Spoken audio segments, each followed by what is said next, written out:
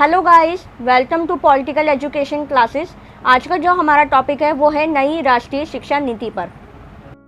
इसमें हम कुछ इम्पॉर्टेंट पॉइंट्स पर ध्यान देंगे, जैसे कि नई शिक्षा नीति पर मोदी जी द्वारा क्या परिवर्तन किया गया है और बच्चों की साइंटिफिकली तरीके से पढ़ाई पर किस प्रकार से जोर दिया जाएगा, और राष्ट्रीय शिक्षा नीति का लक्ष्य और मातृभाषा पर जोर, क्रियान्वयन के लिए मैपिंग पर फोकस और वर्चुअल व ऑटोनॉमी का कॉन्सेप्ट, और साथ ही नेशनल एजुकेशन पॉलिसी का भविष्य उम्मीद क्या रहेगी।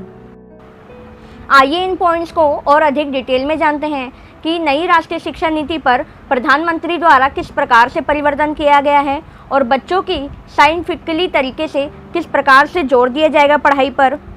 देश में सबसे पहली शिक्षा नीति इंदिरा गांधी जी द्वारा 1968 में शुरू की गई थी और उसके बाद अगली शिक्षा नीति राजीव गांधी की सरकार ने 1986 में लाई थी, जिसमें नरसिंह राव सरकार ने 1992 में कुछ बदलाव किए थे। और भारत की नई शिक्षा नीति 2020 को प्रधानमंत्री नरेंद्र मोदी जी की अध्यक्षता में कैबिनेट द्वारा मंजूरी की गई है, जिसमें कस्तूरी रंजन की अध्यक्षता में विशेषज्ञों की एक समिति ने तैयार किया है। प्रधानमंत्री जी द्वारा नेशनल एजुकेशन पॉलिसी में बड़े बदलाव किए गए हैं, जिसके बाद पीएम ने देश को इस मुद्दे पर संबोधित भी किया है। उन्होंने कहा है कि आज का ये कॉन्क्लेव नई राष्ट्रीय शिक्षा नीति के लिहाज को काफ़ी अहम है। इसमें नई राष्ट्रीय शिक्षा नीति को लेकर जानकारी स्पष्ट होगी और इनका क्रियान्वयन होगा। व्यापक मंथन के बाद इसे फाइनल किया गया है और देश भर में इसकी चर्चा हो रही है, अलग अलग विचार दिए जा रहे हैं। उन्होंने क्रियान्वयन को लेकर उठे सवालों पर कहा है कि ये सवाल आना स्वाभाविक है कि इतना बड़ा सुधार अचानक से कैसे होगा और इसे हकीकत में कैसे उतारा जाएगा। इसके लिए जहाँ जहाँ सुधार की ज़रूरत होगी वहाँ हम सभी मिलकर सुधार करेंगे। नई शिक्षा नीति 2020 में शिक्षा पर सकल घरेलू उत्पाद का 6% खर्च किया जाएगा।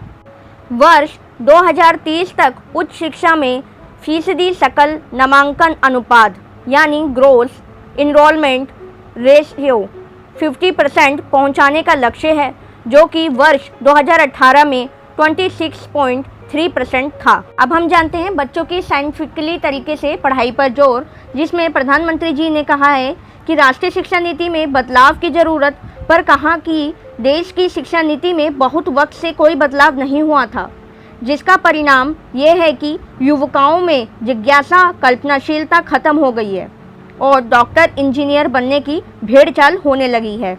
ऐसे में देश को इंटरेस्ट, एबिलिटी, डिमांड की मैपिंग के बिना होड़ लगाने की प्रवृत्ति से बाहर निकलना था और इस पर विचार करना था कि समाज में क्रिटिकल और इनोवेशन थिंकिंग कैसे विकसित हो और फिलॉसफी ऑफ एजुकेशन और परपंच ऑफ एजुकेशन कैसे विकसित किया जाए। राष्ट्रीय शिक्षा नीति इसी आधार पर बनाई गई है कि इसका लक्ष्य नई एजुकेशन सिस्टम के जरिए देश की वर्तमान और आगे की पीढ़ियों को सशस्त्र बनाए, और उन्होंने कहा है कि यही हमारी सोच है कि यही नीति नए भारत की नींव तैयार करेगी और हमारे युवकों की जैसी शिक्षा की ज़रूरत है उसमें इस पर फोकस किया जाएगा। भारत के नागरिकों को सशक्त बनाने और ज़्यादा से ज़्यादा अवसरों के लिए उन्हें उपयुक्त बनाने पर पॉलिसी में जोर दिया गया है। जब भारत की छात्र चाहें तो वह नर्सरी में या कॉलेज में साइंटिफिकली तरीके से पढ़ेंगे और उसे बदल भी सकते हैं अपने हिसाब से।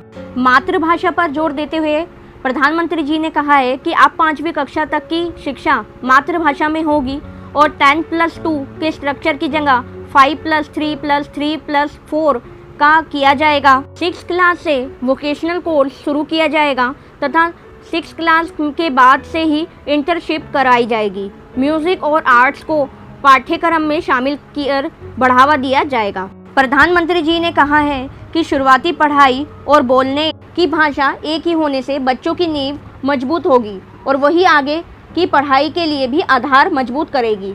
अभी तक की शिक्षा पद्धति में व्हाट टू थिंक है और अब हम हाउ टू थिंक पर फोकस करेंगे। अब हम जानते हैं क्रियान्वयन के लिए मैपिंग पर फोकस और वर्चुअल लैब व ऑटोनॉमी का कॉन्सेप्ट और नई राष्ट्रीय शिक्षा नीति का भविष्य उम्मीद। क्रियान्वयन के लिए मैपिंग पर फोकस करते हुए प्रधानमंत्री जी ने कहा है कि अब तक नीति के क्रियान्वयन पर जोर देने की ज़रूरत है। उन्होंने कहा है कि नई राष्ट्रीय शिक्षा नीति पर लगातार डिस्कशन करिए, एनालाइज करने की, उस पर रणनीति बनाने की, मैपिंग करने की, कोडिंग करने की, कंप्यूटिंग करने की, रिसोर्स तय करने की। ये एक सर्कुलर नहीं है, ये एक नीति सर्कुलर जारी करके नोटिफाई करके लागू नहीं होगी, सबको काम करना होगा। राष्ट्रीय शिक्षा नीति 2020 का सबसे महत्वपूर्ण पॉइंट है कि मल्टीपल एंट्री और एग्जिस्टिंग सिस्टम लागू होना। यदि कोई छात्र 3 साल इंजीनियरिंग पढ़ने व 6 सेमेस्टर पढ़ने के बाद किसी कारण से आगे की पढ़ाई नहीं कर पाता है तो उसको कुछ भी हासिल नहीं होता है। लेकिन अब मल्टीपल एंट्री और एग्जिस्टिंग में 1 साल के बाद पढ़ाई छोड़ने पर सर्टिफिकेट, 2 साल के बाद डिप्लोमा और 3 से 4 साल के बाद पढ़ाई छोड़ने के बाद डिग्री मिल जाएगी और इससे देश में ड्रॉप आउट रेशियो कम होगा। ई पाठ्यक्रम को बढ़ावा देने के लिए एक राष्ट्रीय शैक्षिक टेक्नोलॉजी फोरम बनाया जा रहा है, जिसके लिए वर्चुअल लैब विकसित की जा रही है। इसके अंतर्गत लाखों लोगों तक बेहतर शिक्षा पहुंचाने वाला है, जो कि पहले से ही सब्जेक्ट पढ़ नहीं पाते थे, जिसमें प्रैक्टिकल लैब ज़रूरी होता था। लेकिन इसके द्वारा रिसर्च और एजुकेशन के बीच के गैप को कम करने का प्रयास किया गया है। अब हम जानते हैं ऑटोनॉमी के कॉन्सेप्ट को। इसके अंतर्गत जैसे कि सेंट्रल यूनिवर्सिटी और स्टैंड ऑन यूनिवर्सिटी के लिए अलग अलग नियम है, लेकिन नई शिक्षा नीति के द्वारा 2020 में सभी के लिए समान नियम होंगे, सभी को समान ऑटोनॉमी प्राप्त होगी।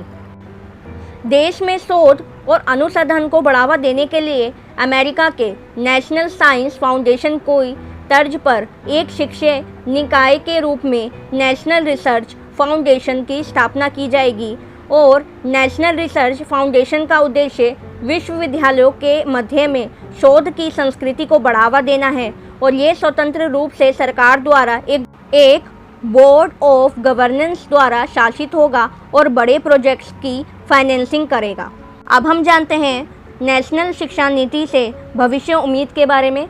तो भारत की नई शिक्षा नीति के बारे में कुछ महत्वपूर्ण बिंदु। उम्मीद है कि इस शिक्षा नीति से देश में रोजगार, शिक्षा को बढ़ावा मिलेगा और रटकर पढ़ने की संस्कृति से बच्चों को छुटकारा मिलेगा और साथ ही युवकाओं द्वारा नए भारत के निर्माण में प्रभावशाली योगदान भी रहेगा। आई होप सो गाइस कि आपको ये वीडियो बहुत पसंद आया होगा। अगर आप चाहते हैं कि मैं किसी और टॉपिक पर वीडियो बनाऊं तो आप प्लीज़ मुझे कमेंट बॉक्स में बताइए। Thank you guys. सब्सक्राइब कीजिए, लाइक कीजिए, शेयर कीजिए ताकि मुझे और मोटिवेशन मिल सके आप सभी के लिए बेस्ट वीडियो लाने के लिए।